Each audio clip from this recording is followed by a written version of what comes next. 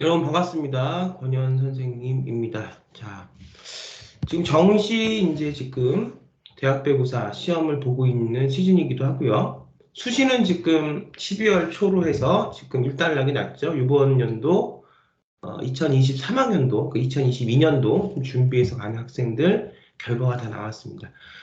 지난 2, 3년간 우리 학생들 열심히 수시, 그다음에 또 대학별고사 준비하느라 고생 많으셨습니다.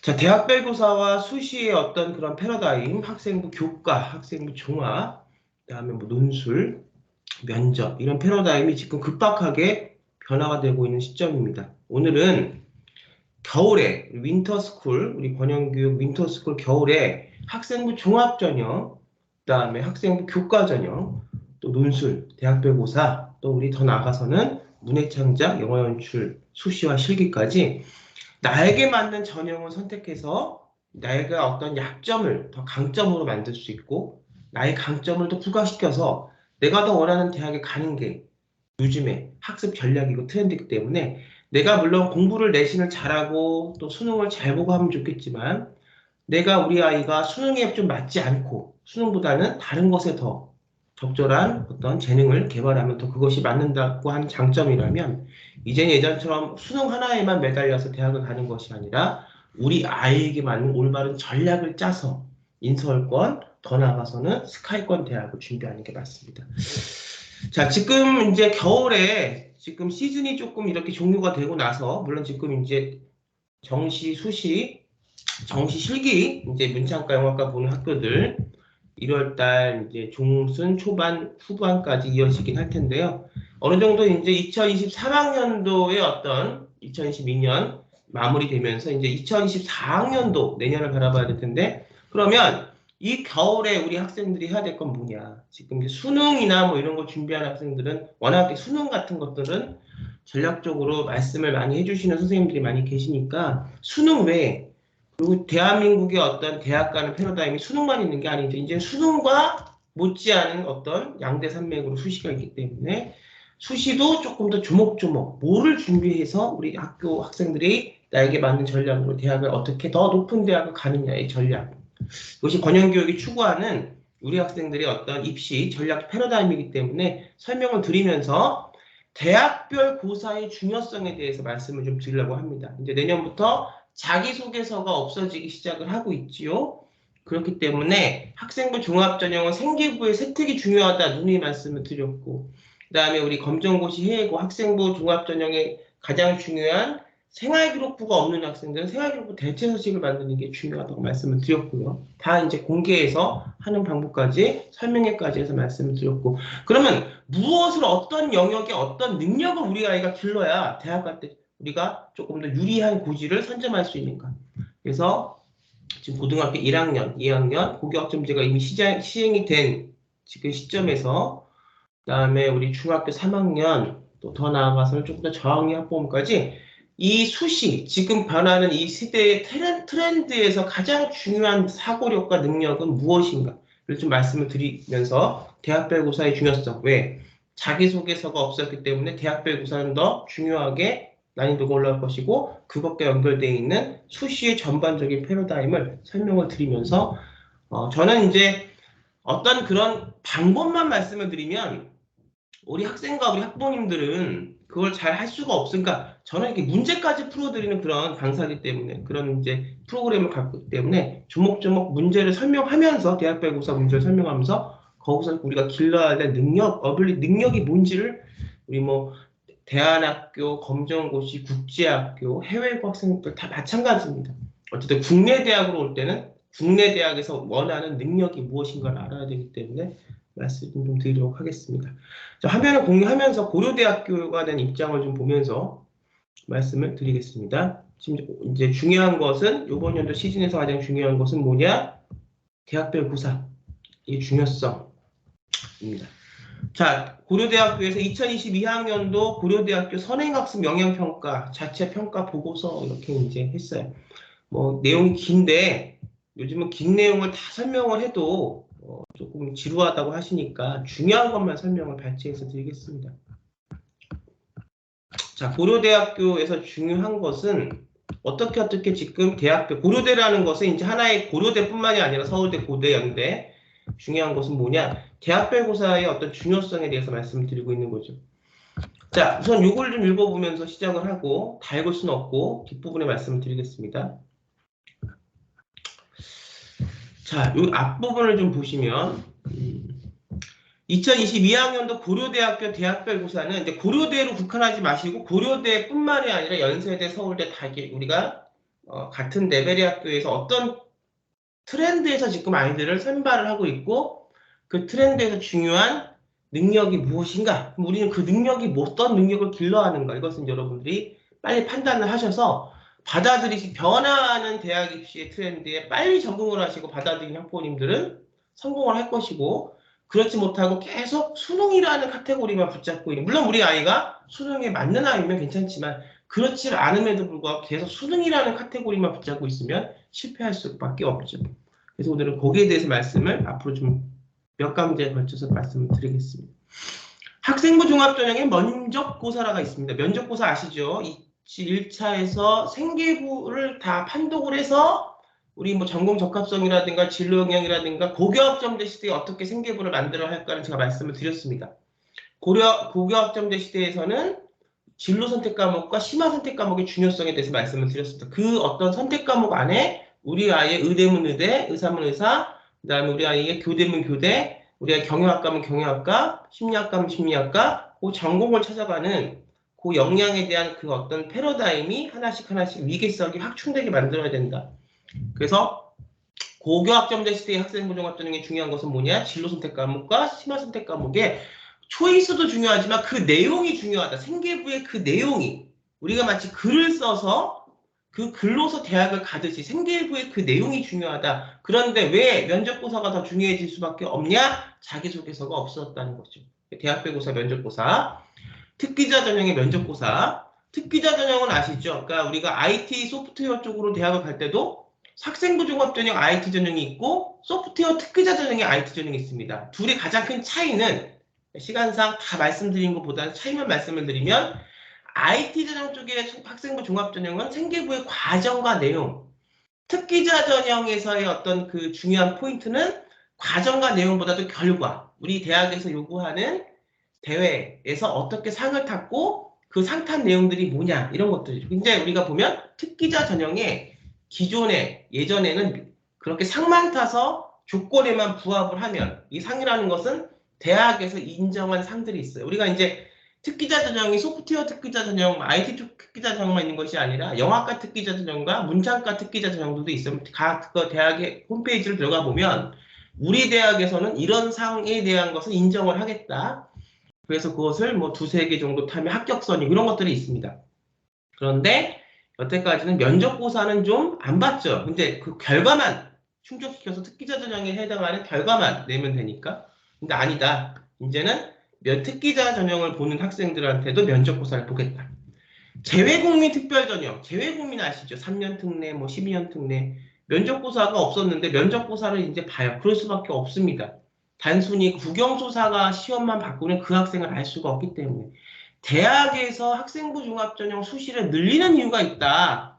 뭐냐? 그동안에 수능으로 아이들, 학생들을 뽑았을 때는 이 학생들이 점수를 갖고 왔기 때문에 내가 뭐 어떤 이유에서 의사가 되고 어떤 이유에서 경영학과를 가는 것보다는 점수표를 체크리스트에 맞게 내 점수에 맞게 대학을 갔다는 거죠. 그러니까 마치 직장에서 한번 직원을 뽑아 놓으면 이직하듯이 대학에서도 굉장히 지금 이탈률이 많아요.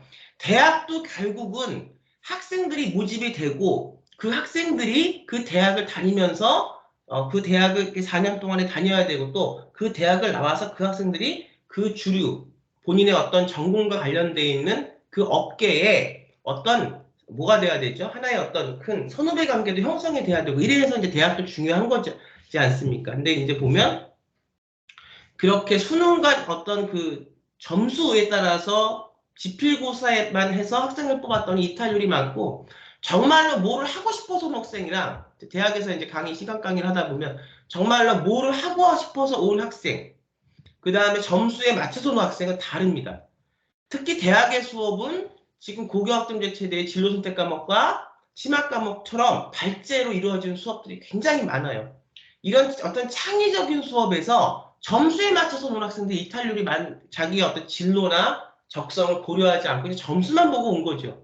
마치 저희 대학 갈 때 20년, 30년 전처럼. 그러니까 이탈률이 많을 수밖에 없으니까 어떤 뭐 대학 입장에서 봤을 때는 그 업계에 주류를 이루는 학생들을 배출해 낸다거나 이러기가 힘드니까 대학은 태생적으로 수시를 놓을 수가 없는 겁니다.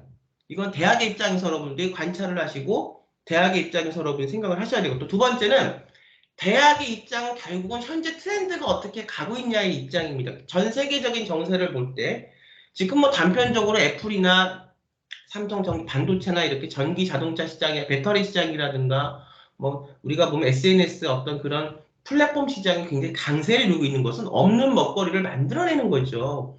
그러다 보니까 기존의 이런 창의적이고 있는 길을 따라가는 학생들이 아니라 없는 길을 개척하고 만들어가면서 시장을 만들어가는 그런 창의적인 학생들이 전 세계적으로 요구하는 어떤 그런 능력이에요. 생존의 능력입니다.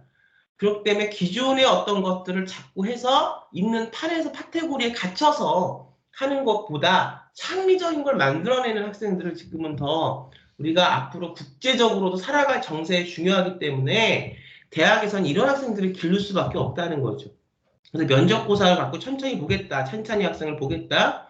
정시 모집에서도 제가 서울대학교 말씀을 드렸습니다. 서울대학교 정시는 수능이에요. 수능은 교과, 학생부 이런 게 들어갈 필요가 없었어요, 여태까지. 근데 서울대학교에서, 고려대학교에서도 정시 모집에서도 면접고사는 당연히 보고 뭘 보냐? 그 교과 생계부를 보겠다. 생계부에서 성적도 보지만 생계부를 보면 이 학생의 어떤 고교 3년간의 어떤 인생이 보이기 때문에 어떤 학생인지를 대학에서는 알고 싶어 해요. 이게 중요한 포인트입니다. 어떻게 아냐? 미국의 입학사관처럼 일일이 다 찾아다니면서 그 주위에 있는 대학에 주위에 있는 하이스쿨을 가서 입학사관과들 1년에 최소 2~3번은 가서 학생을 면담하고 학생과 이야기를 나누는 그런 게 아니라 우리는 서류, 학생부 종합전형, 학생부 교과전형, 검정고시, 해외고, 학생부 생활기록부 대체서식 이 서류를 갖고 학생을 평가하겠다는 거죠. 그래서 중요한 건 서류고 그 서류에서 중요한 것은 면접고사인데 면접고사는 중요해 줄 수밖에 없다. 이건 어떤 트렌드다를 말씀을 드립니다. 그럼 제가 이제 강의 끝나고 말씀드릴 게 뭐냐? 그럼 그게 면접고사면 그 어떤 지문이나 어떤 텍스트 안에서 무슨 사고력을 요하는지를 제가 말씀을 드리고 그 사고력이 뭐라는 걸 우리 학부모님이나 학생들이 깨달으면 이 겨울에 그 능력을 길러가면 되겠죠. 그것이 학생부 종합전형으로 발현이 되던 그것이 논술로 발현이 되던 발현이 되면 된다. 그것이 면접고사로 발현이 되면 어떻든 능력을 키워야 되지 않습니까? 지금 그렇죠? 좋은 상위권 대학을 가기 위해서는 학생부 종합전형 및 특기자 전형 사이버 국방학과는 제시된 면접 질문을 숙독한 후 면접 질문에 답변하는 방식으로 면접을 진행한다. 그러니까 지금은 이제 아주 초기 단계이기 때문에 지문을 줘요.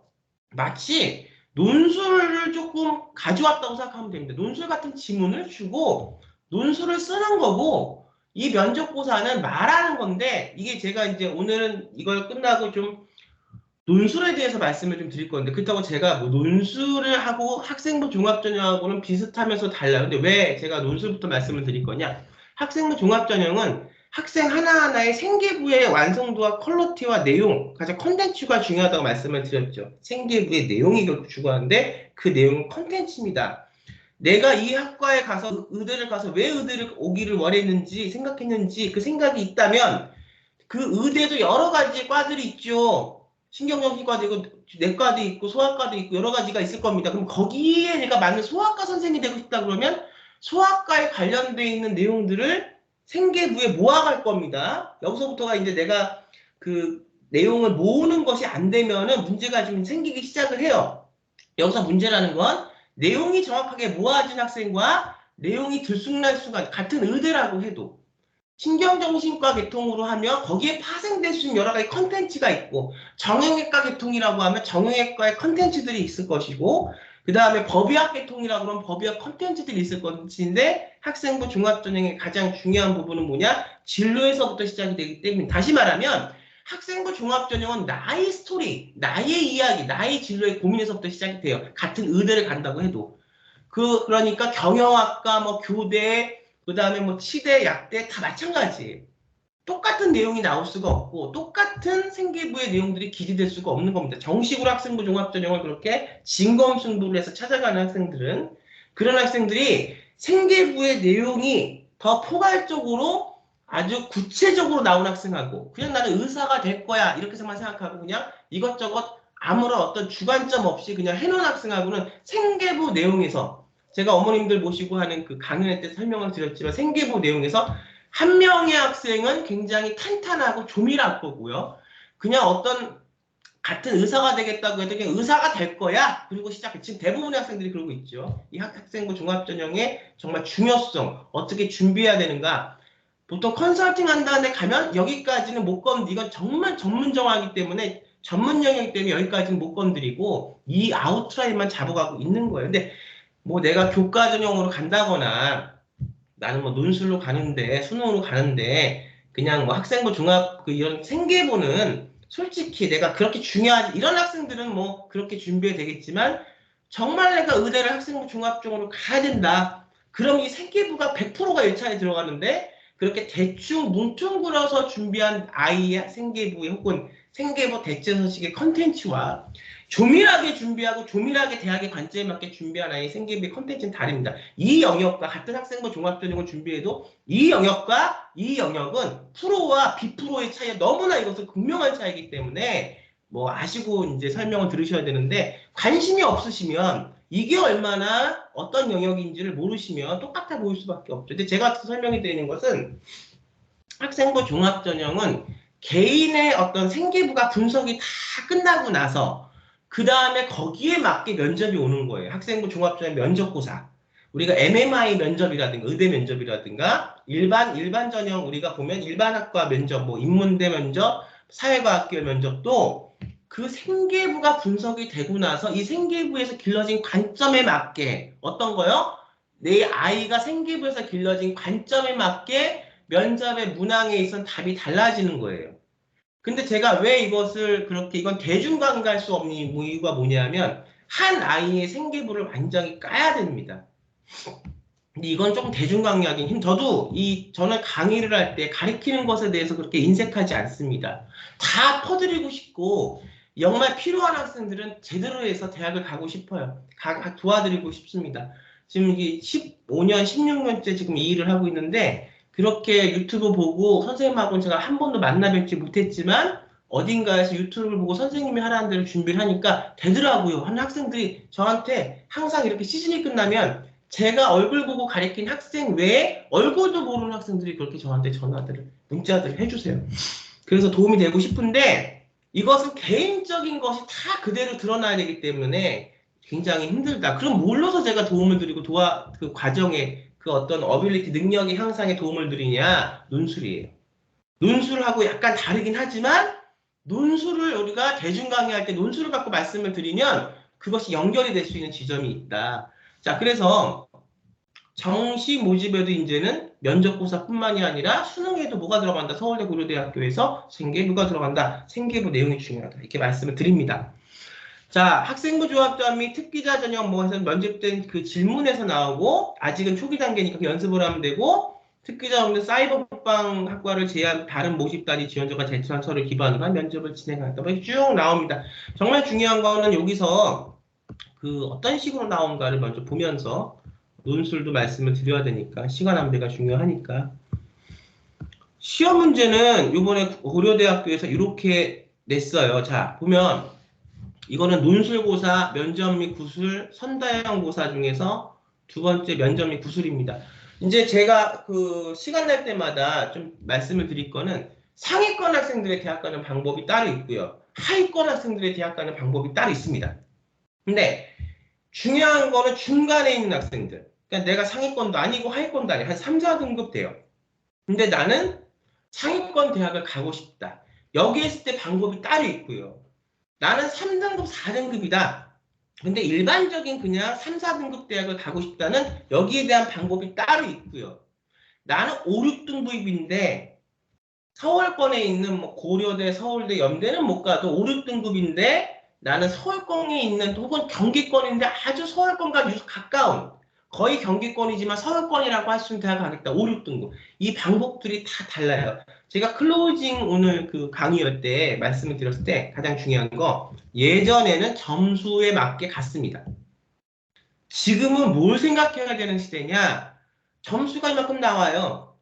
내가 지금 우리 아이의 능력이 이런 정도밖에 안 돼서 객관적 지표로는 이런 대학을 갈 수밖에 없는데 그럼 가시면 돼요. 그런데 제가 항상 말씀드리고 제가 우리 학생들한테 더 말씀드리고 싶은 건 뭐냐? 그 어떤 가르침의 어떤 핵심은 3, 4등급인데 요만큼 대학 가면 돼. 근데 나는 또 욕심이 있어. 왜? 여러 가지 이유에서. 내 꿈은 이렇고 가서 대학에서의 친구들 사귀는 것도 중요하고 나는 계속 이 대학 가면 나는 재수할 것 같아. 나는 계속 후회할 것 같아. 우리나라의 구조상 사실 대학이 여러 가지 이유가 있지만 사실은 배우는 것도 생각하는 것도 그 4년이라는 기간이 굉장히 중요하기 때문에 그렇습니다. 친구들의 어떤 그런 처음에 초반에 사회에서 만나기 전에 그 중고등학교 대학의 친구들도 굉장히 중요해서 나는 지금 내가 어떻게 로드맵이 없이 계획을 못 세우고 내가 맞지 않는 걸 자꾸 하다 보니까 수능을 맞지 않는 수능마다 보고 내신마다 하다 보니까 3, 4등급밖에 안 나와. 그래서 나는 이번 생에선 망했어가 아니라 여기서 다른 이제 생각할 수 있는 견해가 있죠. 이렇지만 다른 지금은 선택에 마치 뷔페를 골라서 우리가 뷔페 가서 음식을 고르듯이 지금 대입도 여러 가지 방법으로 가는 거니까 혹시 나가 3, 4등급밖에 안 되는데 나에게 맞는 전략이 있을까? 그 전략을 저는 계속 연구해서 우리 학생들을 대학을 보내는 그런 선생님이기 때문에 그런 부분에 있어서 열정과 열의가 있고 내 꿈이 업되고 그 꿈을 통해서 현실이 되기를 원하는 물론 방법은 쉽지 않겠죠. 왜? 1, 2등급, 1등급 가는 대학을 3등급짜리가 방법을 만들어서 간다는 거예요. 다리를 놔서 간다는 거예요. 이 방법이라는 것은 할 수 있는 최대치를 마련해서 간다는 겁니다. 우린 전략이 많이 있거든요. 물론 어렵겠지만 그 어려움을 인내하면서 가보겠다. 내 꿈을 위해서. 그런 학생들을 위해서 저는 여태까지 가르쳤기 때문에 일반 1등급이 서울대 가는 건 누가 못 가겠어요. 능력이 안 돼. 다만 능력이 안 된다는 것은 노력을 안 했다는 것도 있어요. 뭐 처음부터 내가 전략이 없어서 몰랐다는 것도 있지만 노력을 안 했다면은 이제는 노력할 수 있는 정확한 로드맵을 찾아서 그때 열심히 그거 달라붙어 노력을 할 수 있는 학생들만 그냥 나는 가만히 있는데 선생님이 다 만들어주겠지 이런 부분에서는 저는 그건 못 도와드리고 같이 노력해서 여러분들의 인생이고 여러분들의 꿈입니다. 그랬을 때 가는 방법들을 말씀을 드리는 거예요. 그러니까 아무튼 더 중요한 게 뭐냐? 제가 지금 말씀드린 이 능력이 중요한 거예요. 그러니까 오늘 중3이 보던 중2가 보던 지금 고등학교 3학년이 보던 수능이라는 생각의 패러다임 수능도 제가 국어 언어 영역을 다 문제를 분석해서 말씀을 드리면 답을 맞추는 게 중요한 게 아니라 언어에서 요구하는 사고가 있어요. 수능 언어에서 말하는 사고가 있고 이런 논술이나 이런 특히 학종이나 면접 및 구술에서 우리가 요구하는 사고가 달라요. 그런데 어떤 학생은 태생적으로 수능적 사고가 맞는 학생이 있고요. 어느 학생은 논술적인 혹은 언어적 우리가 보는 이런 면접적인 이런 학생부 종합적인 사고가 맞는 학생이 있고 어떤 학생은 둘 다 맞는 학생이 있고 그래요. 또 어떤 학생은 이 두 개도 안 되니까 또 다른 방법을 찾아서 예체능 입시를 찾아야 되는 학생도 있고 안 돼서라기보다는 사고의 로직이 다른 거죠. 수만 가지의 우리가 똑같은 현상을 놓고 얘기할 때도 수만 가지의 생각들이 답들이 나올 수가 있는 사회가 현대사회이기 때문에 그렇습니다. 입시도 마찬가지입니다. 하나만 고수하기보다는 이게 안 된다면 할 수 있는 방법을 자꾸 찾아야 돼요. 그래서 우리 아이한테 맞는 방법으로 대학을 이게 바로 아웃풋을 내는 방법입니다. 자 볼게요.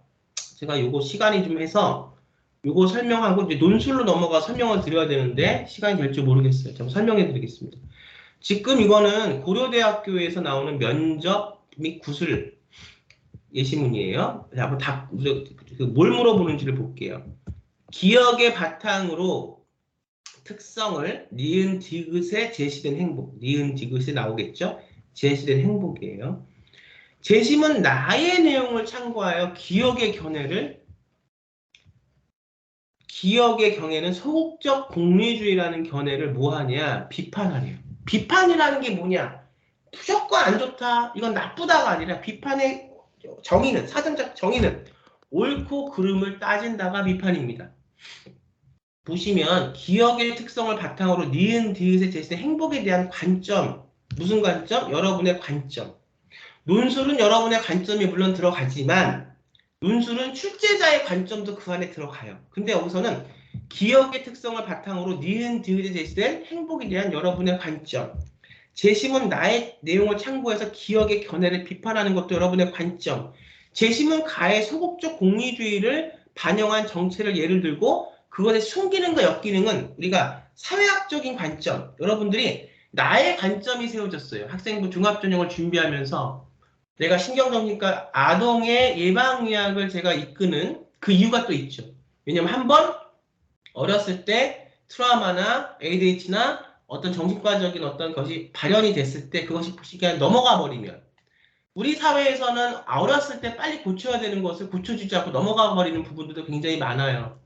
그래서 그 어른이 되면 어떻게 어른이 되면 그 아이들 고치기가 힘들다는 거예요. 나는 어린아이들의 신경적인 우울증과 ADHD를 예방하는 신경정신과 의사가 되겠다는 게 내 꿈입니다. 그 아이의 꿈 명확해요. 진로는. 학생부 종합을 얘기하는. 논술은 그게 아니잖아요. 논술은 그 꿈을 갖고 그 논술 질문지에 대입을 시키는 게 아니라 그 어떤 그 시험을 내는 출제자의 관점을 갖고 거기에 내 거를 얻는 거니까 좀 다릅니다. 이제 말씀을 드릴게요. 그래서 읽어볼게요. 지문을.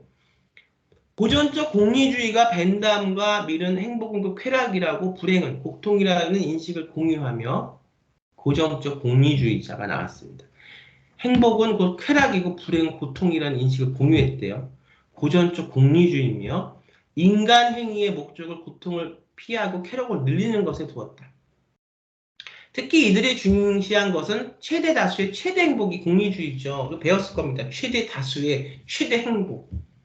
근데 이제 중요한 거, 이 행복의 질이 중요하고, 그럼 최대 다수가 행복하면 그것과 비껴나는 소수의 행복은 그냥 죽어도 되는가, 묻어도 되는가, 이런 것들. 자, 지금 제가 이거를 설명을 드리는 게 제가 지금 지문을 읽으면서 이 지문에 대해서 그냥 그 지문만 따라가는 것이 아니라 이 지문에 저의 의견을 여기 지금 같이 해서 능동적 독서를 하고 있어요. 이 문해력이 굉장히 중요합니다. 여기에서 공공선의 문제가 제시되기도 하였다. 한편 20세기 사상가 칼 포퍼는 불행의 최소화를 중시하며 소극적, 아까 이제 고전적 공리주의에서 소극적 공리주의인데 기억의 패턴이 어떻게 되냐. 아까 문제에서 기억을 뭐라고 했어요? 기억을 바탕으로 디귿디귿에 제시된 행복. 그러니까 기억이 중요한 거죠. 개인의 자유가 억압된 일에 민감하게 반응한 그는 공공의 영역을 인정하되 최대 행복을, 이거 다 교과서에 나온 거죠? 명분으로 개인의 자유가 침해받는 것을 아까 제가 말씀드렸잖아요. 유추하면서 읽기, 언어에서도 똑같습니다. 근데 언어의 어떤 그 논리적 어떤 언어의 사고는 수능 언어는 또 달라요. 지금 수능 언어 시간이 아니니까 지금 학생부 종합전형 구술에 대한 말씀을, 문제를 제가 왜 풀어드리냐, 이 문제를 풀면서 어떤 능력을 이번 겨울에 우리 아이들을 길러야 하냐가 중요하기 때문에 그렇습니다. 자, 어떻게 고전적 공리주의와 소극적 공리주의는 반대된다. 왜? 개인이 하나하나를 다 생각하는 게 소극적 공리주의니까 내가 다수에 들어가지 않는다면 나의 생각은 침해받아도 되냐? 그건 또 아니라는 거야. 이 모든 사람이 다 중요하니까. 현상학의 시대는 21세기 현상학의 시대, 모든 일어나는 모든 현상이 다 하나의 학문으로 규정될 수 있을 만큼 중요한 시대입니다. 그래서 개인의 자유를 침해받는 일을 소극적 공리주의에서는 경계했대요. 세계사적 비극인 전체주의의 피해를 떠올리면 그 우려가 지나치다 말하기 어려울 것입니다. 전쟁? 그냥 일어나죠. 전쟁 때문에 고통받는 사람들 많아요. 개개인. 다수의 말이 꼭 맞다고 볼 수는 있겠는가? 지금 사회에서, 지금의 시각에서, 지금의 트렌드에서 생각해 봐야 돼요. 고전적 공리주의가 행복을 극대화하려고 한다면 소극적 공리주의는 행복이 아닌 불행을, 쾌락이 아닌 고통을, 선이 아닌 악을 제거하려고, 이게 지금 관점이 다르죠. 여기서 여러분들이 보셔야 될 거, 소극적 공리주의의 관점, 고전적 공리주의 관점이 다르다. 그럼 내가 생각하는 공리주의는, 여기서 이제 생계부를 기반으로 보는 시험이기 때문에 내가 경영학과를 가기 위해서 했던 뭐 프로젝트나 생계부의 어떤 창치활동이나 내용들이 있을 거고, 내가 의대를 가기 위해서 그 의대 중에서도 뭐 신경정신과 의사가 되기 위해서 했던, 혹은 정형외과 의사가 되기 위해서, 혹은 법의학과가 되기 위해서 했던 생계부의 내용들이 다를 겁니다. 이 내용을 우리가 갖고 있다면 그 수행을 프로젝트를 하나하나 하면서 창취활동을 하면서 봉사활동을 하면서 자율활동을 하면서 진로 선택 과목을 들으면서 리포트를 내면서 수행평가를 하면서 내가 왔던 그 길이 분명히 있을 거고 그 길에서 나의 어떤 생각들이 정리가 돼서 그 학생의 관점이 있을 거예요. 그걸 갖고 서술하고 말하고 그걸 갖고 구술하는 게 뭐다? 학생부 종합전형 면접입니다. 논술은 조금 달라요. 시간상 논술과 같이 대비해서 지금 풀어드리면 좋은데 그건 안 될 것 같고 논술 문제만 보여드리고 다음 강에서 논술을 한번 풀어서 제가 한번 보여드릴게요. 끝까지 읽어보죠. 소극적 공리주의에 따르면 행복이나 선이라는 목표는 항상 미래에 오는 것이고 소극적 공리주의가 중요한 지금 우리가 정보를 언어로 말해 쳐도 이 정보를 빨리빨리 흡수해야 됩니다. 소극적 공리주의면 행복이나 선이라는 목표는 항상 미래에서 온다. 여기서 이렇게 얘기했대요. 불확실하면 대체로 추상적이 돼요. 소극적 공리주의가. 반면에 고통이나 악을 제거한다고 할 때 그 고통이나 악은 항상 현재가 있으니까 현재는 구체적이 돼요. 이런 내용들은 내가 몰라도 흡수하는 겁니다. 받아서 이걸 갖고 돌려서 내 걸 여기서 실어서 얘기를 해야 되기 때문에 이건 정보 인포메이션을 받아들여야 돼요. 마치 언어 영역처럼 수능 국어처럼 불확실한 미래의 추상적인 선을 추구하기보다는 확실한 현재의 구체적인 악을 제거하는 것이 우리가 말이 자꾸 똑같은 말이 계속 돌고 있죠. 이거는 언어 영역으로 친다면 더 이상 안 읽고 왜냐면 핵심 인포메이션 정보는 내가 갖고 왔기 때문에 다른 걸 빨리 읽어야죠. 언어는 시간 제한이 있으니까. 물론 논술이나 구술이나 이것도 시간 제한이 있죠. 마냥 이걸 갖고 1시간, 2시간 내가 하는 건 아니죠. 그러니까 빨리 머릿속에서 정리하는 능력이 필요합니다. 또한 행복이나 선은 사람마다 서로 다른 경우가 많아서 일률적으로 산출하기가 어렵다. 이렇게 얘기하겠습니다. 이 정도 이제 알 수 있을 거예요. 그래서 소극적 공리주의는 주장인데 맛있는 음식에 대해서 각각 의견을 달리한 사람들은 배고픈 고통에 대해서는 쉽게 의견 일치를 볼 수 있다. 현실적인 거. 소극적 공리주의는 현실적인 문제, 현실적인 미래에 오는 것보다는 불확실하게 대체로 추상적이고 고통이나 악을 제거하는 이런 문제는 굉장히 추상적이지 않고 현실적이다. 그래서 아마 여기서 적어보면 소극적 공리주의는 니코르 현실이다. 배고픔. 그 다음에 뭐 이렇게 현재의 고통이나 악을 제거하는 현재의 문제를 제거하는 거 이렇게 이제 그 정리를 할 수 있을 거예요. 그러면 가의 특성을 봤어요. 소극적 공리주의 특성이 뭔지 아시겠죠? 이제 니은 디귿에 제시된 니은 디귿은 우리가 보면 뒤에 나오는 거죠. 읽어볼게요. 일반적으로 국가를 평가할 때 국내 총생산 GDP 등 경제 지표를 사용하는 경향이 있어. 이것만으로는 국민의 행복과 큰 나라에 무슨 우리가 뭐 산업이 잘 돼서 뭐가 올랐다고는 하죠. GDP가 올랐다고는 하지만 국민 체험 물가는 아니잖아요. 그러니까 이론과 현실이 다르다는 거죠. 종합적으로 판단하는데 한계가 있다. 이를 보완하기 위해서 도입된 국가 행복 지수가 니은이에요. 국내 총생산뿐만 아니라 건강 상태, 자유, 기대, 수명, 부정부패 모든 왜냐 우리가 행복하다는 것은요 물질적인 것만 수치로만 갖고 있다고 행복한 것이 아니라 굉장히 추상적인 내 어떤 생각, 내 어떤 자유, 내 어떤 정신, 사회적인 어떤 부정부패 이것들이 다 우리가 눈에 안 보이는 그런 GDP 위의 것들이 너무 많다는 거죠. 사람은 추상적이고 사람은 다 다르기 때문에 그래요. 내가 갖고 있는 내 가치가 어디에 따라 다르니까. 국민소득이 2,000달러에도 미치지 못하는 작고 가난한 나라지만 국민의 97%는 행복하다는 부탄. 널리 알려진 것도 선진국 대열에 합류한 나라의 국민이지만 한국이 불행이 주목받게 된 것도 국가 행복지수 때문이래요. 여기 쫙 읽었어요. 그래서 많이 중요하다. 우리가 소극적 공리주의 우리가 다 다르다 개인은. 그래서 뭐다? 이 행복하다는 것은 다 다르다. 여기서 그런 내용이에요. 정리하시면 되고요. 그다음에 나는 이사하기를 좋아한다. 인간이라는 것은 크게 나누면 대충 두 가지 타입으로 나눌 수 있다.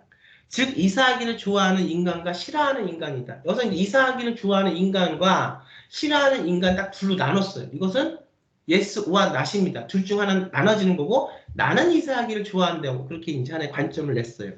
여기서는 딱 두 개로 나눈 이분법적인 그런 관점이죠. 특별히 전자는 행복적이고 진취성이 풍부하나 후자는 그 반대라는 식의 이야기가 아니다.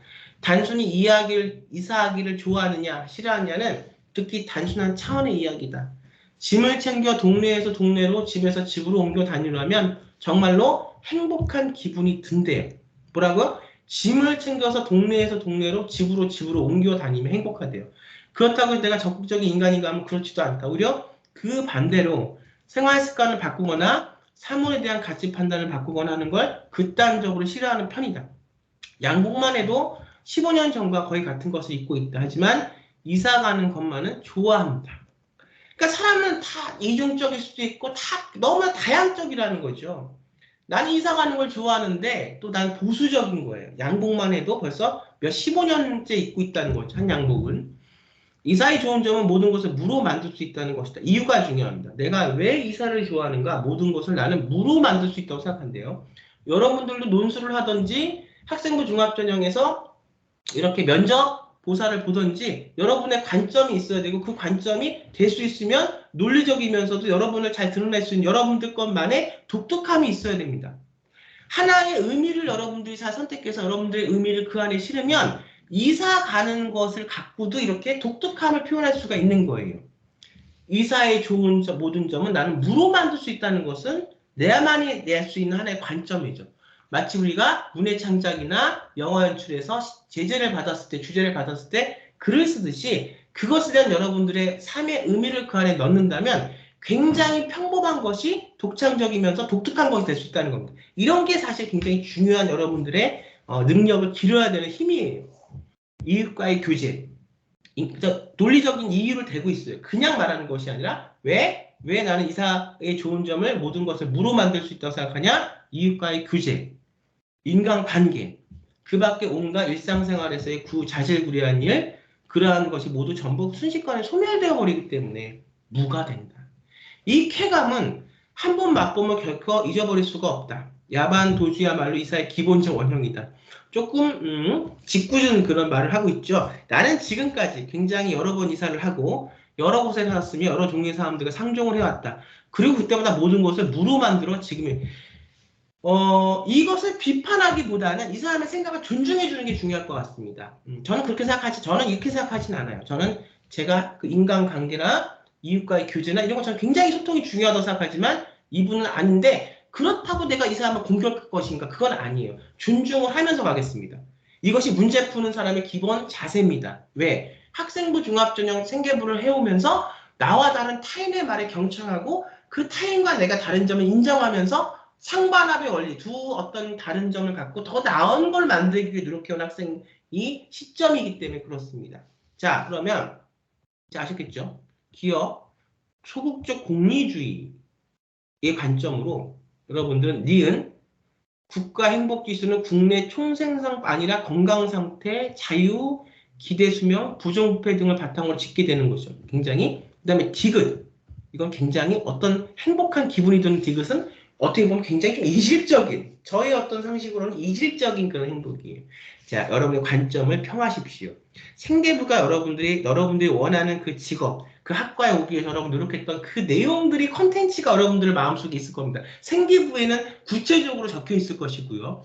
구체적으로 적혀 있어야 대학을 갑니다. 그냥 추상적으로 이렇게 둥글려서 그냥 뭘 잘했다 했으면 안 돼요. 그 내용은 제가 강연의 시간에 아마 말씀을 다 드렸을 겁니다. 굉장히 구체적으로 써야 됩니다. 자, 여러분의 관점, 생계부에 있는 구체적인 그 내용들, 마음속에 여러분들이 성장된 내용들이 있을 겁니다. 관점을 평하십시오. 그 다음에 재심은 나의 내용을 참고해서 나는 우리가 굉장히 이 행복지수는 뭐다? 유동적인 거고 굉장히 돈만이 국내 총생산 지금 GDP만이 행복이 아니다. 건강, 자유, 기대, 부정부패 이거를 참고하여 기억의 견해를 비판하십시오. 기억을 보면 여기 소극적 공리주의라는 것은 뭐라고 그랬어요? 현실적인 문제만 미래보다는 현실적인 것 다시 말하면 소극적 공리주의는 뭐다? 음식에 대한 각각의 의견을 달리하는 사람들의 배고픔의 고통에 대해서 쉽게 의견을 일치를 볼 수 있다. 근데 여러분들 소극적 공리주의가 다 맞는 것일까요? 배고파요. 그래서 어떻게 일치를 봤어요? 햄버거 먹재요. 왜? 햄버거가 가장 쉽게 구할 수 있고 가장 싸게 먹을 수 있는 이유 때문에 먹재요. 그럼 이건 소극적 공리주의도 사실은 비판할 수 있는 문제가 뭐냐? 어떤 사람은 햄버거 먹고 싶은 사람이 있었을 것이고 어떤 분은 한식 먹고 싶은 분이 있을 것이고 어떤 분은 그냥 중식을 먹고 싶은 다 다르잖아요. 그럼 이 소극적 공리주의라는 것도 만약 기억의 견해에서 이렇게 나의 내용을 참고해서 기억의 견해로 얘기를 하면 소극적 공리주의도 결국은 그것이 커지면 뭐가 되냐? 전통적 고전적 공리주의가 될 수밖에 없다는 거죠. 그걸 여러분들이 이런 면접 제시문에서는 어디서 갖고 와서 얘기하냐? 왜? 말을 했으면 논리가 있어야 될 거 아니에요. 논리 없이 그냥 말만 하고 정의하면 이거는 하나의 좋은 예시가 될 수 없으니까 여러분들의 창의적인 지금 여기도 봐도 이사의 좋은 점은 모든 것을 무로 만들 수 있다. 이건 약간 이상해. 하지만 내가 이 사람의 말을 받아들일 수밖에 없었던 이유는 이 사람이 이유를 대잖아요. 나는 이랬다. 이웃과의 교제, 인간관계, 그 밖에 온갖 일상생활에서의 자재구레한 일, 이런 것을 전부 한순간에 소멸시킬 수 있다는 나름의 이 사람의 논리가 들어갔기 때문에 경험에서 온 사람들의 목소리가 들어갔기 때문에 이거를 견해를 보는 거니까 여러분들도 보세요. 소극적 공리주의 햄버거 먹었어요? 근데 햄버거 먹고 싫은 사람도 많이 있었어요. 그러면 이 소극적 공리주의의 문제는 뭐냐? 이것이 거대해지면 고전적 공리주의의 문제가 될 수 있다는 거죠. 여러분들의 견해를 여러분 생기부에 있는 여러분들이 경험한 여러분들이 진로 선택 과목을 통해서 한 프로젝트를 통해서 여러분들이 생성된 여러분들의 창제활동, 봉사활동, 자율활동을 통해서 여러분들의 진로활동을 통해서 여러분들이 형성된 여러분들의 견해를 내시라는 겁니다. 아시겠죠? 그 다음에 제시문 가의 소극적 공리주의를 반영한 정책을 예를 들고 그것의 순기능과 역기능. 자, 우리나라에서도 여러 가지 소극적 공리주의를 반영을 한 정책들이 종종 이제 내고 있습니다. 왜냐하면 하나의 사람의 생각과 인권이 중요하기 때문에. 그럼 이것은 1번과 2번 문제는 여러분들이 생계부를 통해서 여러분들이 형성된 여러분들의 내면적인 생각들이에요. 관점들이죠. 그런데 한 가지. 이 관점을 그냥 책상 앞에 여러분들이 하나의 그냥 책 읽는 하나의 백면서생으로서 갖추고 있으면 이것을 통해서 더 나가야 돼요. 그렇게 여러분들이 학교 1, 2, 3학년 생활을 통해서 여러분들이 형성된 그 생계부, 여러분들이 원하는 의대에 가기 위해서 만들어진 여러분들의 그 과정들, 그랬으면 뭐 책도 읽고 세미나도 하고 어디 가서 공부도 하고 더 멘토를 모셔다가 듣고 했겠죠. 노력을 많이 했겠죠, 나름대로. 그러면 그걸 갖고 어떻게 사회에 대입을 시켜야 됩니다. 학생부 종합전형은 논술하고 좀 다른 게 있어요. 가장 큰 다른 점이 뭐냐면 여러분들이 했던 여러분들이 성장했던 여러분들의 것, 여러분들의 관점들, 여러분들의 과정들을 갖고 나만 혼자 잘 살아야지가 아니라 그것을 사회에 적용시켜 봐야지, 행동해 봐야지, 옮겨 봐야지 하는 게 중요합니다. 그랬을 때 탁상 공론이 아니라 정말 여러분들이 생각한 이 사회의 정책의 순기능과 역기능, 이것은 내 생각을 지금 이 시대의 트렌드에 맞게 옮길 수 있냐 없냐, 이런 정말 행동할 수 있는 인재가 우리 학교에 맞는데, 고려대뿐만이 아니고 여러 다른 학생부 종합전형 학교에 맞는데 아무리 좋은 생각이 있다고 해도 이렇게 표현을 안 하면 그거는 누가 알 수가 없잖아요. 그런데 그것을 생각을 해서 현재 트렌드에 맞게 이 학생이 자신의 시점을 갖고 생각을 갖고 현재 시대를 바라볼 수 있는 능력이 있느냐 없느냐, 이것이 수능하고는 약간 다른 점이에요. 수능은 문제만 잘 풀면 돼요. 수능의 언어적인 어떤 패턴은 이렇게 찍어서 이렇게 하라는 대로 잘 따라가서 거기서 취합하라는 정보를 모아서 그렇게 끝나면 되지만, 지금 논술도 그렇고 특히나 이 학생부 종합전 면접은 그런 것을 잘 정보를 모아서 여러분들의 견해를 갖고 비판도 하고 관점을 평가도 하고 그 다음에 사회하고 같이 행동할 수 있는 것하고 같이 우리가 현실적으로 그랬을 때 그것의 순기능과 역기능에 대해서 다 제시해서 말할 수 있는 능력. 그러니까 여러분들의 능력을 기르면서 그것이 현실적으로 이 현실과 땅을 맞닿고 있는 여러분들의 질문인가, 그냥 피상적으로 혼자만 하는 생각인가를 판가름할 수 있는 그런 문제가 되겠죠. 자, 여기까지가 지금 고려대학교 면접 및 구술고사, 대학별 고사의 그 컬러팅, 뭐 아무튼 내용이었습니다. 자, 요직 과정이 중요하죠.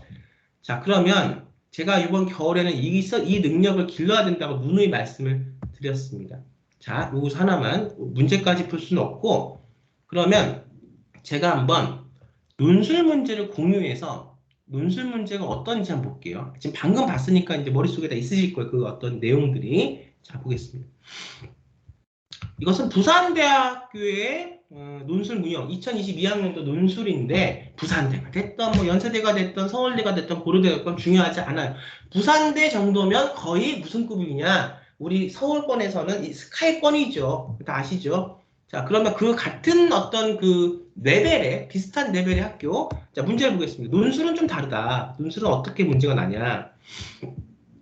자, 문제가 다른 점을 좀 말씀을 드릴게요. 자, 재심은 가히 기억에 우리가 지녀온 접근 방식을 활용하여 매우 명확해요. 기억에 지녀온 접근 방식이라는 것은 기억의 접근 방식을 하자가 정확하게 딱 꽂아서 줬습니다. 그 기억의 접근 방식으로 가야 돼요. 아까 학생부 종합전형은 그런 것들을 얘기하고 그걸 통해서 여러분들이 먼저 관점을 물어봐서 여러분들의 관점에서 그것을 여러분들의 경험, 여러분들 나름대로의 어떤 여러분들의 유추, 여러분들의 어떤 이유를 들어서 말을 하는 그런 근거에 대한 문제였지만 방식은 시점은 딱 여기서 줘요. 재심은 나의 니은의 르네상스와 재심은 다의 셈에 대해서 그냥 설명하는 조금 더 어떤 것을 갖고 분석하고 여러분들의 생각을 갖고 비판하는 문제라기보다는 여기서는 딱딱딱 주는 것 같고 분석하는 거예요. 우선 첫 번째. 약간 다르죠. 그렇지만 학생부 종합전형 그 면접에 대한 훈련이 되려면 이 논술부터 시작하는 것도 나쁘지 않아요. 이게 하위 단계. 논술이 그렇게 말하면 학생부 종합전형 면접보다 조금 더 하위 단계고 그 위가 바로 학생부 종합전형 면접이기 때문에 여러분들의 견해가 더 들어가는 거죠. 학생부 종합전형 면접은. 그 다음에 재심은 나의 핵심 논지와 재심은 나의 모자 장수의 태도를 바탕으로 그 박스에 딱 줘요. 그 안에서야. 근데 그 고려대학교 일반 그 전형 면접 방금 보면 그 문제는 그 박스가 매우 유동적이죠. 근데 여기서 딱 박스를 주고 제시를 수능 언어는 더 그래요. 수능 국어는 박스가 더 조밀조밀하게 박스가 더 조건을 맞춰야 되는 거고 가에서 드러난 문제의식이 해결할 수 있는 방안을 서술하는 건데 가에서 드러난 문제의식이 해결할 수 있는 방향이 여러분들의 생각에 얹을 수 있다는 거예요. 근데 이것은 생계부에서 만들어진 생각이라기보다는 여기 지금 전체적인 논술의 요 텍스트 안에서 여러분들 생각을 찾아서 꼭 규격에 맞게 넣을 수 있어야 돼요. 그러니까 논술과 방금 제가 같이 말씀드렸던 그 대학별 고사의 면접하고는 다르다. 하지만 어떻든 논술이 대학별 고사의 면접 부분보다는 조금 하위 단계이기 때문에 그리고 더 하위 단계는 수능 언어거든요. 이거 보세요. 수능 국어가 가장 기본적인 단계고요. 국어로 봤을 때. 그 다음 논술이고요. 그 다음에 학생부 종합전형 대학별 고사고요. 그 위에 있는 게 뭐냐 결국은 문해창작 우리가 문창과 학생들이 대학 갈 때 소설 쓰는 거, 산문 쓰는 거, 영화과 학생들이 이야기 구성하는 건데 그건 또 예체능 영역으로 넘어갑니다. 이게 글의 영역이 그렇게 넘어가는 거 제가 한 번에 쫙 껴서 이것을 다 어떤 언어, 논술, 학종의 일반 면접, 대학별고사 면접, 뭐 MMI 면접 다 같은 말이고 그 다음에 이것을 예체능, 문창과나 영화과 실기까지 꿔서 말해주는 선생님이 한 분도 없으시죠. 그러니까 제가 그거를 한번 껴서 어떤 사고의 과정이 중요하고 이번 겨울에는 우리 아이에게 맞는 방법을 선택했다면 선택을 못한다면 제가 도와드리겠습니다. 너무 그 할 수 있는 방향이 많아서 선택이 안 될 수도 있어요. 그리고 의식이 아직 변화가 안 돼서 그냥 계속 수능할 수도 있는 거죠. 수능도 좋습니다. 그것이 아이에게 맞는 방식이라면 그 방식을 고수하는 것도 좋지만 제가 말씀드리는 건 이 방식이 우리 아이한테 맞지 않다면 해서 안 된다면 너무 시간만 버리지 마시고 다른 방법을 찾았을 때 많은 방법들이 있으니까 선택을 해야 되고 그것에서 선택이 됐다면 중요한 로직, 어떤 사고를 길러야 하는가를 말씀을 드리면서 오늘 또 강의가 길어졌습니다. 원래는 조금만 하려고 했는데 강의가 길어졌습니다. 자, 그래서 우선은 이렇게 말씀을 드리고요. 저는 아까 지금 방금 봤던 부산대학교 이 논술 문제를 좀 풀어드리고 싶어요. 그래서 다음 강의에서 논술 강의를 해드리겠습니다. 어떤 걸 해야 되는가, 여섯도가 중요하고 무엇을 어떻게 우리 아이에게 맞게 해야 되는가에 대한 질문이 중요합니다. 이것이 이번 겨울에 윈터스쿨에 우리 학생들, 학부모님들이 하셔야 할 그런 고민과 방법이라고 생각이 됩니다. 자, 저는 또 다음번에 저 좋은 강의 갖고 찾아뵙도록 하겠습니다. 여러분, 감사합니다.